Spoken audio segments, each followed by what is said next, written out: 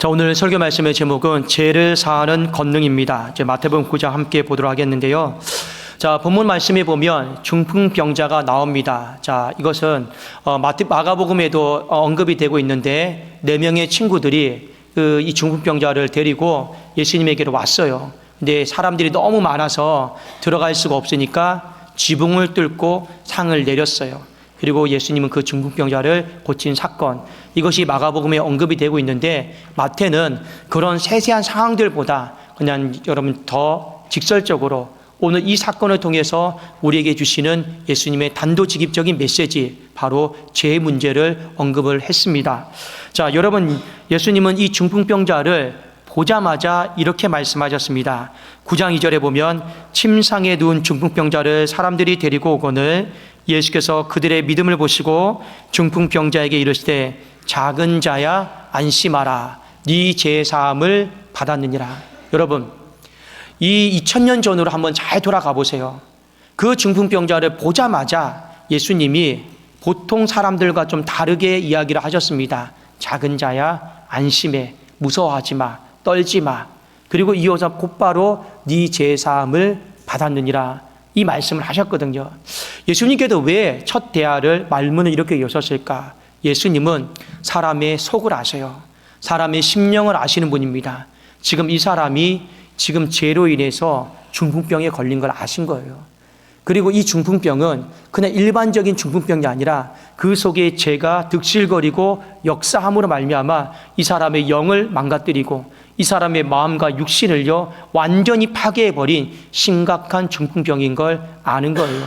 그리고 주님은 뭐까지도 아느냐? 이 사람이 어떤 죄를 지은 것까지도 다 아시는 거예요. 그런데 이 사람이 도무지 내가 너무 힘들어서 못 살겠는 거라요. 내가 이렇게 살다가는 내 인생이 너무 허망하고 죽겠는 거라요. 그래서 친구들에게 부탁해서 예수님이 오셨다고 하니 예수님에게 나를 좀 데려다 다오, 이렇게 부탁을 했던 것 같습니다. 그런데 예수님의 눈을 쳐다볼 수가 없었어요. 여러분, 사람도 마찬가지입니다. 만일 부부끼리 서로 죄를 지으면 서로의 눈을 쳐다볼 수가 없어요. 목자가 성도에게 불편한 마음이 있고 죄를 지으면 서로의 눈을 쳐다보기가 어렵고, 성도가 목자에게 불편한 마음이 있거나 죄가 있으면요 서로 쳐다보기가 어렵습니다. 하물며 지금 죄인이 예수님 앞에 나와서 감히 눈을 마주칠 수 있을까요? 그건 굉장히 어려운 일입니다. 여러분, 우리가 많은 사람들이 정말 예수님을 만나기를 원해요. 주님 사랑하니까요. 그런데 성경에 보면 진짜 예수님이 내 앞에 딱 나타나면 그 어떤 사람도 예수님을 쳐다볼 수 있는 사람은 아무도 없습니다. 왠지 아십니까? 그 예수님이 내 죄악을 다 발가벗기거든요. 내 온갖 죄들을요 다 드러내버리거든요. 그러니까 우리가 감히 예수님의 얼굴을, 예수님의 눈을 마주칠 수가 없습니다. 어떻게 보면 여러분 그렇습니다. 정말 예수님 오시면 우리가 안고 행복하고 울 것 같죠. 그런데 진짜 예수님 만나면 우리는 고개를 들 수가 없습니다. 그래서 베드로도 주님을 만났을 때 첫 반응이 뭐였습니까? 주여, 나를 떠나소서, 내가 죄인입니다. 이것이 진짜 예수님을 만난 사람들의 모습이에요. 그러니까 이 중풍병자가 예수님 앞에 왔을 때 안 그래도 이 중풍병이 죄 때문에 생긴 병인데, 근데 이 주님은 내 속을 다 알고 계시는데 눈을 마주칠 수 있을까요? 없을까요? 제가 만약 중풍병자라고 하면 정말 고개를 못 들고 이렇게 숙였을 겁니다. 정말 고개를 못 들고 숙였을 거예요. 근데 주님은 다 그걸 아시고 뭐라고 말씀하신 거예요? 소자야 안심해라, 작은 자야 안심해라 하면서 막바로 그 중풍병과 관련된 원인이 된 죄사함을 받았느니라, 이 말씀을 하셨습니다. 여러분, 이때 한 서기관이 속으로 이런 말을 했습니다. 지가 뭔데 하나님 행세를 하고 있어. 죄는 오직 하나님만이 사할 수 있는 것인데 지가 감히 뭔데 죄를 사하는 이 신용을 하고 있어. 마음에 이 속으로 생각을 했습니다. 이때 예수님이 9장 4절에 이렇게 말씀하셨습니다. 예수께서 그 생각을 아시고 이르시되 너희가 어찌하여 마음에 악한 생각을 하느냐. 여러분, 예수님은 사람의 생각을 다 아셔요. 그래서 여러분, 오늘 이 중풍병의 원인도 그 속을 하나님 다 들여다보시고 이것이 죄 때문에 생긴 중풍병이다 하는 것도 하나님은 다 알고 계셨습니다. 그리고 예수님은 이 서기관의 악한 생각을 바로잡아주기 위해서 5절처럼 말씀하셨습니다. 네 제사함을 받았느니라 하는 말과 일어나 걸어가라 하는 말 중에 어느 것이 쉽겠느냐. 여러분, 두 가지 질문이 있어요. 하나는 네 제사함을 받았다. 쉽습니까? 어렵습니까? 이거 어려운 거예요. 왜요? 제사함은 죄가 없는 자만이 할 수 있는 거거든요. 그리고 이거는 하나님만이 할 수 있는 영역입니다. 이건 인간에게는 어려운 거예요. 지금 평생을 중풍병으로 살아온 사람에게 내 침상을 들고 일어나 가라, 이 말은 인간에게 쉬울까요? 어려울까요? 이것 또한 어렵습니다. 두 개 다 어려운 거예요. 그러나 하나님은요, 이 두 개 다가 가능하신 분이십니다. 그런데 오늘 예수님은 이 두 개를 본인은 쉬워요. 그런데 이걸 어떻게 풀어 나가셨느냐? 눈에 안 보이는 게 뭐예요? 제사함을 받았느니라. 눈에 보이는 게 뭐예요? 중풍병에서 일어나 걷는 거죠. 그러니까 예수님은 이 두 개의 사건을 이렇게 풀어갔습니다. 이 두 개가 좀 엮여 있잖아요. 눈에 보이는 이 중풍병자에게 침상을 들고 일어나 걷게 함을 통해서 눈에 보이지 않는 이 제사함을 얻게 하는 능력이 예수님에게 있다라고 하는 걸 오늘 보여주신 사건이 바로 오늘 이 사건입니다. 자, 오늘 그래도 본문의 결론이 6절에서 8절까지 있는데 제가 한번 읽어드리겠습니다. 그러나 인자가 세상에서 죄를 사하는 권능이 있는 줄을 너희로 알게 하려 하노라 하시고 중풍병자에게 말씀하시되 일어나 네 침상을 가지고 집으로 가라 하시니 그가 일어나 집으로 돌아가거늘 무리가 보고 두려워하여 이런 권능을 사람에게 주신 하나님께 영광을 돌리니라. 자, 예수님이 입증하셨어요. 뭘 입증하신 거예요? 여러분, 오늘 보면서 중풍병자가 일어나서 걸은 것도 보시고 그걸 통해서 예수님이 죄를 사하는 권능도 가지고 계신 분이구나, 그걸 오늘 입증하셨구나, 많은 사람들이 반박하지 못하도록 주님이 오늘 그 기적을 행하셨구나, 이렇게 우리가 보시면 좋겠습니다. 자, 그런데 여기 보면 권능이다라는 말이 나와요.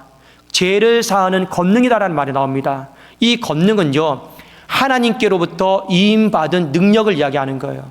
하나님께 이임받은 능력, 권능인데 헬라어로 엑수시아라고 합니다. 무언가를 할 수 있는 능력이에요. 이거는 사람이 할 수 있는 게 아니고 오직 하나님만 할 수 있는 건데 하나님이 그걸요, 예수님에게 위탁해버렸어요. 위임해버렸어요. 무엇을요? 바로 죄를 사하는 권능, 제사함에 대해서. 자, 그래서 사도행전 10장 43절 한번 띄워주시겠습니까? 자, 여기 한번 좀 같이 좀 읽어봅시다. 시작.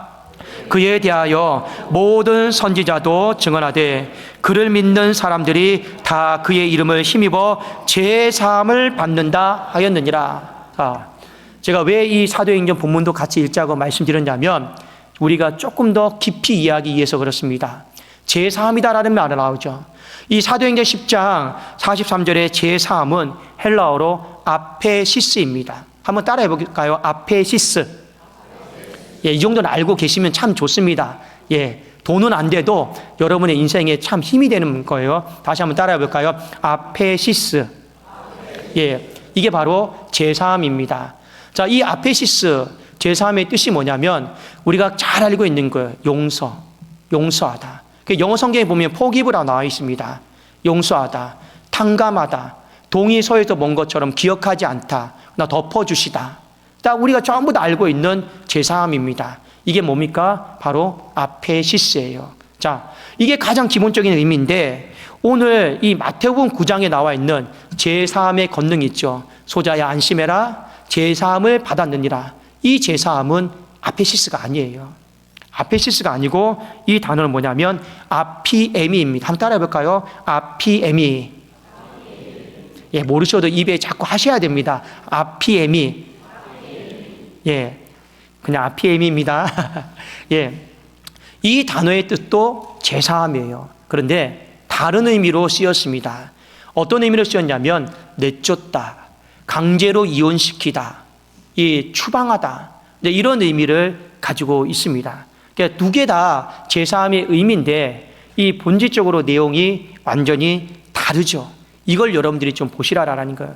그러니까 오늘 중풍병자에게는 여러분 앞에 나와 있는 제가 말씀드렸던 거, 여러분 그 아페시스, 용서, 덮어줌, 기억하지 않는 거, 탕감해 주는 거, 이런 의미로 쓰지 않으셨어요. 어떤 의미로 썼다고요? 아피에미. 내쫓고 강제적으로 이혼시키고 추방시키는 거, 이 의미로 이 중풍병자에게 이 제사함이라고 하는 의미를 썼습니다. 그래서 여러분, 이 모든 내용들을 종합해 보면 이제 이해가 되죠. 소자야 안심해라, 네 제사함을 받았느니라. 그리고 예수님이 중풍병자에게 일어나 걷게 했어요. 그 중풍병을 가져온 원인이 뭡니까? 바로 죄예요. 그걸요 이혼시켜버린 거예요. 그 사람과 그걸 그 사람에게 내쫓은 거예요. 그 결과가 바로 제사함이고 중풍병에서 해방이 된 것. 오늘 이 이야기를 예수님 우리에게 하고 있습니다. 여러분, 첫 번째 의미를 아는 사람하고 두 번째 의미를 아는 사람하고는 차이가 있어요. 여러분들이 용서의 의미, 이 아페시스, 이것만 알고 있으면 다시 죄를 재범하기가 쉽습니다. 왜요? 하나님이 기억하지 않고 덮어줬어요. 탕감해줬어요. 그런데 우리는 어떻게 해요? 또 나가서 반복적인 죄를 짓습니다. 또 나가서 또 반복적인 죄를 지어요. 그리고 우리는 또 뭐 해달라고 그래요? 용서해달라고 그래요. 덮어달라고 그래요. 그리고 우리는요, 또 하나님이 기억하지 않는다는 말씀 듣고 신나서 또 나가요. 근데 또 같은 죄를 지어요. 연약함 때문에. 이게 우리의 이 아페시스의 악용이고 반복입니다. 솔직히요. 반복이에요. 이걸로요, 절대 죄 문제를 끊어낼 수가 없습니다. 여러분, 용서받은 건 은혜예요. 내 안에 치유가 되고 위로가 되고 안심이 되죠. 그런데 이걸로 여러분 죄 문제는 끊어낼 수가 없어요. 계속 아마 반복할 거예요. 우리는 그걸 또 악용할 거예요. 나중에 이것이 심해지면 어떻게 되는지 아십니까? 여러분, 죄를 짓고요, 그냥 하나님 앞에 잘못했습니다 하고요, 자기 혼자 용서받았다고 확신한 사람들도 많아요. 이게 여러분 아페시스의 악용입니다. 너무 이게 여러분 악용돼서 그래요. 그런데 오늘 성경이 우리에게 말하는 게 뭡니까? 이 아피에미, 이 제삼, 법적으로 이혼시키고 내쫓는 거, 이거에 대해서 이야기하고 있는 거예요. 이게 여러분 뭐냐? 죄로부터 해방시키는 거예요. 죄로부터 우리를 진정하게 자유함을 주는 거예요. 아예 죄의 여러분 그 본질 원인을요, 하나님이 끊어버리는 거예요. 그래도 로마서 말씀에 보면 어떤 말이 나옵니까? 죄로부터 해방되었느니라, 죄로부터 자유했느니라. 이게 전부 다 뭡니까? 바로 제사함입니다. 이 단어의 뜻이 바로 아피에미입니다. 오늘 예수님은 우리에게 용서를 뛰어넘어서 이 뒤에 있는 이 제사함의 은총까지 누리기를 원하고 있어요. 그래야지만이 우리의 인생 가운데 더 이상 이 죄 때문에 중풍병이 생기거나 이 죄 때문에 우리가 알게 모르게 굳어버리는 나쁜 질병들이 생기지 않기 때문에 그렇습니다. 여러분, 근데 오늘 이 제사함을 뭐라고 했습니까? 권능이라고 했습니다. 권능이요. 이 권능이다라고 하는 뜻이 뭘까요? 하나님께 위탁받은 능력이에요. 근데 하나님은 이 권능을 누구에게만 위탁했습니까? 오직 예수 그리스도에게만 위탁을 한 거예요. 자, 그런데 이것이 왜 권능이라고 했을까? 왜 제사함의 은총이라고 하지 않고 제사함의 권능이라고 했을까? 우리 보통 제사함의 은총이라고 그러잖아요. 제사함의 은혜라고 그러잖아요. 근데 왜 제사함의 은혜, 은총이란 말을 쓰지 않고 제사함의 권능이라는 말을 썼을까? 이건 여러분 오늘부터 굉장히 중요한 적용점이 있습니다. 자, 첫 번째 뭐냐? 이 죄 문제는 사람이 다룰 수 있는 성질의 것이 아니다라는 거예요. 이 죄 문제는 인간이 다룰 수 있는 영역이 아니다라는 거예요. 이 죄 문제는 누구만 다룰 수 있다라는 거예요. 권능을 가지고 계신 예수 그리스도만 다룰 수 있는 줄로 믿습니다. 여러분, 이걸 믿으셔야 돼요. 자, 왜요? 이 죄 문제는 우리가 생각하는 것보다 무거워요. 굉장히 무거워요. 무겁다라고 하는 건 다루기가 어렵다라는 거예요. 그러니까 여러분, 권능을 가지고 계신 예수님만 다룰 수 있는 건데, 문제는 뭐냐? 많은 사람들이 죄 문제를 너무 가볍게 여겨요. 가볍게 여기고 그 죄 문제를 해결하기 위해서 인간의 방법과 인간의 생각으로 여러분 다루려고 하는 사람들이 너무나도 많이 있더라라는 겁니다. 여러분 뭐 다 동의가 될지 안 될지는 모르겠지만 인간의 방법으로 다루는 몇 가지 죄책감, 죄의식 방법 알려드릴게요. 천주교에서 가장 잘 쓰는 방법, 선행입니다. 착한 일 많이 하면 죄를 경감시킬 수 있다 생각해요. 천주교에서 말하는 것처럼 신부에게 고해성사하면 죄를 경감시킬 수 있다 생각해요. 여러분 속지 마세요. 신부에게는 권능이 없어요. 선행에는 여러분, 선행은 좋은 일이지만 그 선행 자체가 권능이 있는 건 아닙니다. 그 죄 문제를 못 다뤄요. 어떤 사람들은 이렇게 얘기하죠. 술 마시면서 잊어버린다. 여러분, 잊어버린다고 해서 여러분 죄 문제가 해결이 됩니까? 죄책감과 죄의식이 여러분 떠나갑니까? 절대로 그렇지 않아요. 그러면 이 중풍병자에게 맨날 술 마시게 하면 되잖아요. 잊게 만들면 되잖아요. 아니에요. 심지어 어떤 사람들이 죄책감과 죄의식을 해결하기 위해서 체면술, 심령술을 찾아가는 사람들도 있습니다. 여러분, 그렇다라고 해서 그 죄의 세력이 나갈까요? 체면술에, 심령술에 권능이 있다고 생각하십니까? 아니에요. 저도 이 학창시절 때 죄책감과 죄의식 때문에 너무 힘들었을 때가 있습니다. 그때 저는 진짜 어떻게 해결했냐면, 전에도 한번 말씀드렸습니다. 그냥 뜨거운 물에 그냥 샤워하면서 잊어버리려고 그랬어요. 그냥 뜨거운 물로 몸을 씻으면서 내 몸이 막 부정한 걸 다 씻어버리려고 그랬어요. 지금 씻겨지는 줄 알았어요. 마음이라도. 여러분, 그렇다면 100번 1000번 죽는 날까지 목욕탕하죠. 싸워하죠. 제 문제가 해결되는 것이 아닙니다. 어떤 사람은 내가 끊임없이 죄책감과 죄의식으로 괴로워하면 하나님이 불쌍히 여기셔서 제 문제를 해결해 줄 거다, 이렇게 생각하는 사람도 있습니다. 아닙니다. 제가 지금 방금 말씀드렸던 모든 방법들은 있잖아요. 다 인간의 방법이에요. 인간의 방법이다라고 하는 건 뭐냐? 여러분, 인간이 교만해서 그 죄 문제를 스스로가 권능이 있는 줄 알고 가볍게 다루는 문제라는 거예요. 여러분, 이렇게 하면 안 됩니다. 죄 문제는요, 무거워요. 그래도 인간이 다룰 수가 없어요. 권능을 가진 예수 그리스도께서 다뤄주셔야만 되는 겁니다. 그래서 주님이 마태복음 10장 28절에 이런 말씀하셨죠. 수고하고 무거운 짐진 자들아, 다 내게로 오라. 내가 너희를 쉬게 하리라. 여러분, 수고하고 무슨 짐이에요? 무거운 짐이에요. 이 죄의 짐을 진진 자들아, 전부 다 세상으로 가지 말고, 사람에게도 가지 말고, 엉뚱한 방법 찾지 말고 누구에게로 오라고 했어요? 예수님에게 오라고 한 거예요. 그러면 내가 너희 멍에를 가볍게 하리라. 그러니까 제 문제는요, 이 죄책감과 죄의식은 사람한테 하소연한다고 해결될 것도 아니고, 내가 잊는다고 해도 해결될 것도 아니고, 누구 붙잡고 여러분 같이 술잔 맞춘다고 해도 해결될 것도 아니고, 죄책감과 죄의식에 사로잡힌다고 해서 해결될 문제도 아니다라는 거예요. 그래서 갈라디아서 5장 24절에 보면 그리스도 예수의 사람들은, 우리를 말하는 겁니다. 육체와 함께 그 정욕과 탐심, 우리의 모든 죄악이에요. 십자가에 못 박았느니라. 여러분, 그리스도 예수의 사람들은 반드시 죄 문제를요, 십자가에 못 박아야 되는 줄로 믿습니다. 이렇게 해결해야지 엉뚱한 방법으로 해결하려고 하면 내 안에 무거운 짐들이 절대로 해소되지가 않습니다. 평생 눌려 살아요. 눌려 살게 되어 있습니다. 또 하나 말씀 볼까요? 사도행전 12장에 보면 4장 12절에 보면 다른 이로서는 구원을 받을 수 없나니 천하 만민 중에 구원을 받을 만한 다른 이름을 우리에게 주신 일이 없다. 이게 뭐냐? 그 엑소시스, 그 권능을 하나님이 예수님에게만 줬다라는 거예요. 그 예수님만이 제사함의 권세를 가지고 계시다, 그런 얘기입니다. 자, 그런데 구원이 뭡니까? 당신 구원 받았습니까?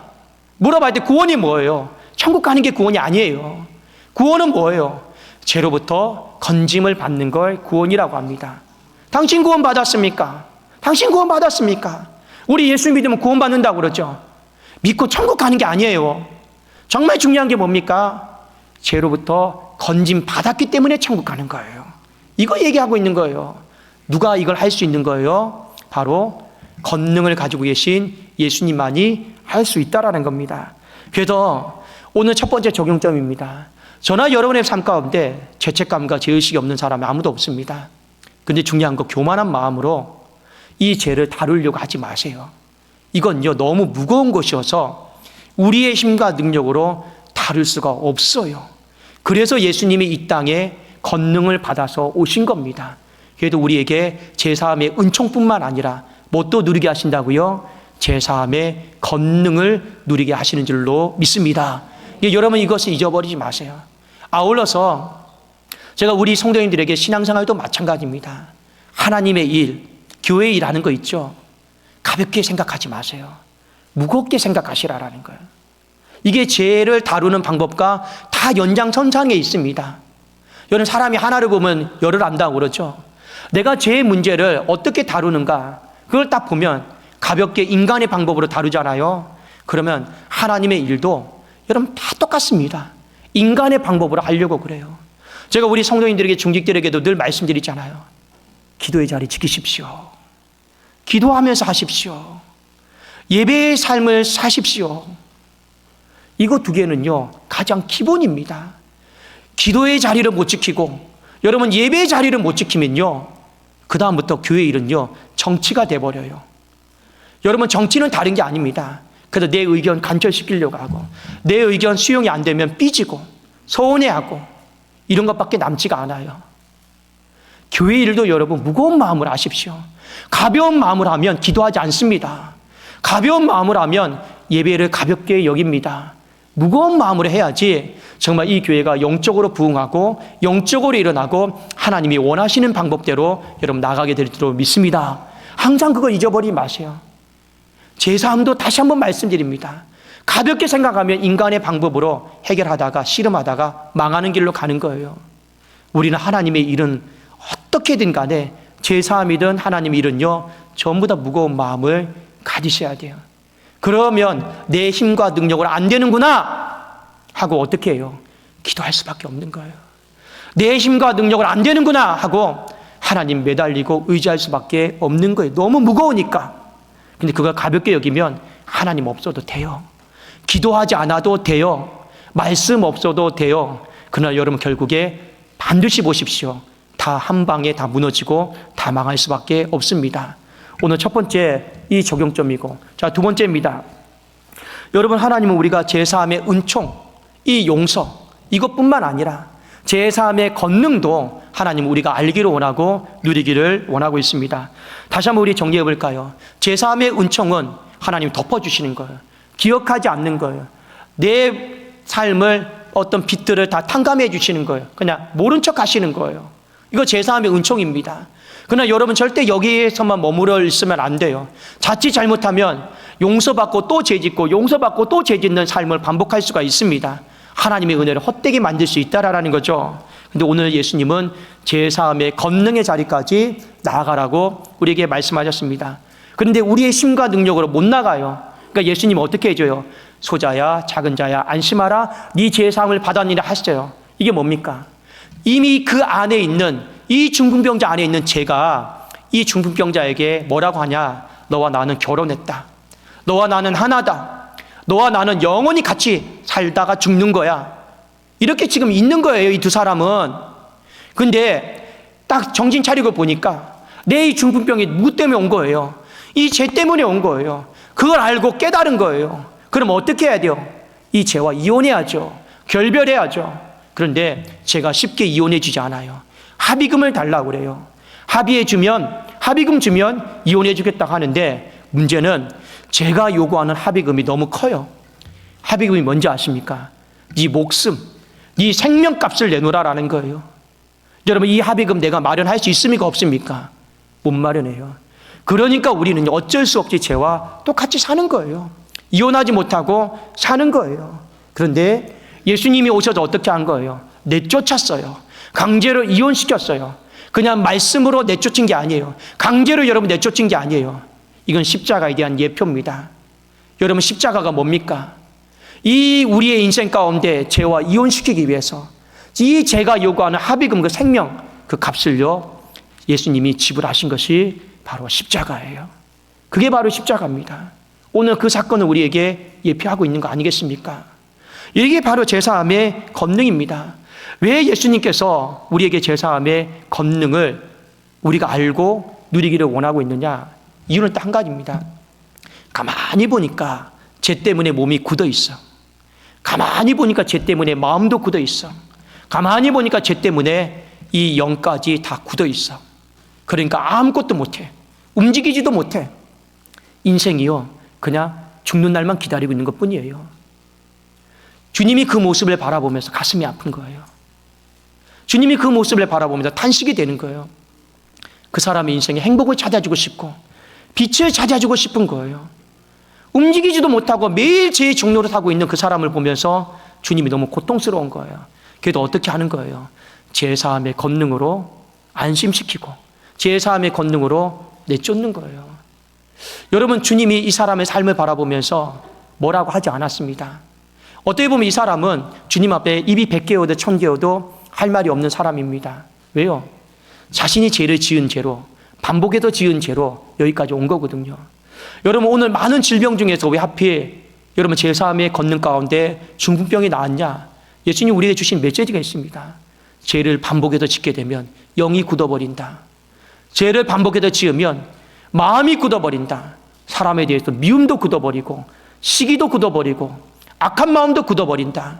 죄를 반복해서 지으면 네 몸도 뇌도 굳어버리고 심장도 굳어버리고 폐도 굳어버리고 혈관도 신경도 다 굳어버린다. 예수님 그 지금 얘기하신 거예요. 그래도 여러분 죄와 이 굳음이다라고 하는 중풍병은 너무 밀접한 관계가 있거든요. 근데 이 사람의 이 모습을 보니 근데 그 사람뿐이겠습니까? 우리도 다 똑같이 피어나지 않지만 영적인 중풍병자예요. 마음의 중풍병자예요. 그래도 사람을 끊임없이 미워하고 끊임없이 저주하고 끊임없이 판단하고 영적인 중풍병자예요. 이미 내 신앙이 굳어있는 쯤에도 불구하고 하나님 없이도 살아갈 수 있는 사람 아닙니까? 기도하지 않고도 하나님 앞에 살아갈 수 있는 사람들 아니겠습니까? 정말 매 순간 매 순간마다 하나님 앞에 간절한 마음으로 살려달라 살려달라 하지 않아도 살 수 있는 사람 아니겠습니까? 여러분 죄송하지만 우리 다 영적으로 다 굳어 있어요. 육적인 것도 여러분 가볍게 생각하지 마시죠. 모든 죄 때문에 육적인 질병이 생기는 건 아니지만 성경은 육적인 질병도 죄 때문에 얼마든지 틈탈 수 있다라는 걸 우리에게 지금 가르치고 있거든요. 근데 주님이 그 모습을 바라보면서 너무 가슴이 아프고 해결이 안 돼요. 근데 주님이 어떻게 하셨습니까? 고쳐주기를 원했어요. 근데 우리에게 분명히 하신 말씀이 뭡니까? 사람의 방법으로는 못 고친다. 제사함의 권능이 있으니 그것을 누려라. 그러면 우리의 인생에 진짜 자유를 느껴요. 진짜 여러분 해방을 느껴요. 그래서 진짜 자유와 해방이 뭡니까? 이 중풍병자가 누워있던 자리를 들고 일어나서 가는 거예요. 하나님은 우리에게 주시기를 원하는 것이 바로 이것입니다. 진짜 자유, 진짜 해방.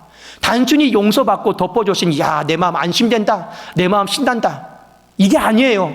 주님이 십자가를 통해서 우리에게 진짜 주기를 원하는 건 용서를 뛰어넘어서 해방과 자유를 주기를 원하시는 거예요. 그래도 우리의 인생이 진짜 하나님 앞에서 복된 인생으로, 행복한 인생으로 살아가기를 원하고 있습니다. 그래도 주님은 지금도 우리에게 말씀하고 있어요. 수고하고 무거운 짐진 자들아. 여러분의 짐에, 이 어깨에 무거운 짐이 있으면 아셔야 돼요. 이걸 모르면 안 돼요. 난 아무 짐 없어. 나는 가족도 잘 되고 남편도 잘 되고 자녀들도 돈 많이 벌어오고. 여러분 그건 아무 상관없는 거예요. 진짜 여러분의 이 어깨에 보이지 않는 무거운 짐이 있는 걸 알아차리셔야 돼요. 알아차리셔야 돼요. 제가 어제 밤에 어떤 한 청년의 신방을 했습니다. 그 청년하고 식사를 하면서 제가 이런 얘기를 했어요. 두 가지 딱 얘기했습니다. 그 청년 살려야 되니까. 무슨 얘기하는지 아십니까? 1번, 헌금생활 똑바로 해라. 너 요즘 헌금생활 게을러졌다. 2번, 기도생활 좀 똑바로 해라. 철야를 나오든 목요중보기도를 나오든 왜 하던 거 안 하냐. 어제 식사하면서 서로 다짐하고 약속한 거예요. 그럼 목사님 목요중보기도라도 나오겠습니다. 시간이 이쪽이 안 되면. 밥 먹는 게 목적이 아니잖아요. 목적은 뭐 해야 되는 거예요? 영혼 살려야 될 거 아니에요. 굳어있는 영혼요. 하물며 하나님은요, 더 우리의 인생에 무거운 짐이 보일까요? 안 보일까요? 보여요. 목자도 그 청년을 만나면 이렇게 나가다가 망하겠다 보인단 말입니다. 그 무거운 짐이 보이는데 우리의 생각을 아시고 우리의 속을 다 아시는 하나님은요, 내 안에 무거운 짐이 다 붙어있는 걸요 보인단 말입니다. 그래도 우리에게 뭐라고 말씀하세요? 수고하고 무거운 짐진 자들아, 다 제발 좀 내게로 와라. 엉뚱한 데 가지 말고 제발 좀 내게로 와라. 네 여기 있는 제 짐은 제3의 권능이 없으면 해결이 안 돼. 너 그거에 짓눌려서 결국에는 네 목숨값 내놔야 돼. 왜 그걸 몰라? 다 내게로 오면 내가 다 풀어줄게. 가볍게 해줄게. 자유하게 해줄게. 행복하게 해줄게.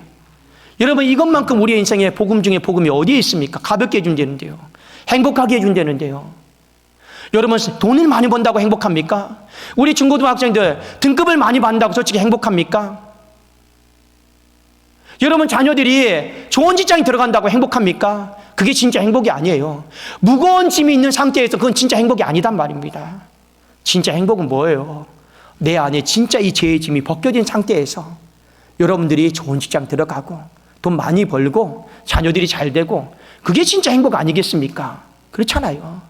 오늘 예수님은요, 저나 여러분들에게 이번 한 주 요구하는 게 있습니다. 다 주님에게 오라라는 거예요.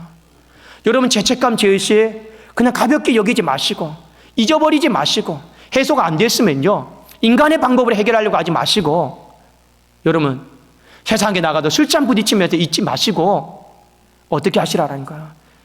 그 제사함의 권능을 이탕받은 예수님에게 나가시고 또 여러분들의 인생이 주변의 사람들을 봤을 때 4명의 친구들처럼 예수님께 나갈 수 있도록 돕는 자의 역할을 잘 감당을 하십시오. 여러분 그거 우리 하라고 오늘 이 말씀 주신 거 아니겠냐라는 거예요. 그렇지 않겠습니까? 교회에 나가면, 예수님께 나가면 여러분 그냥 성공하고 돈 많이 벌고 안심되고 평안하고 이게 목적이 아닙니다. 나도 제사함의 권능이 필요하고 너도 제사함의 권능이 필요하고 그것이 벗겨져야지만이 우리 가정이, 우리의 인생이, 우리 교회가 진짜 행복할 수 있다. 이거 우리에게 주신 메시지 아니겠습니까? 우리 제사함의 은총과 이 제사함의 권능으로 우리 모두 충만해지기를 주님의 이름으로 축원합니다. 우리 기도하겠습니다.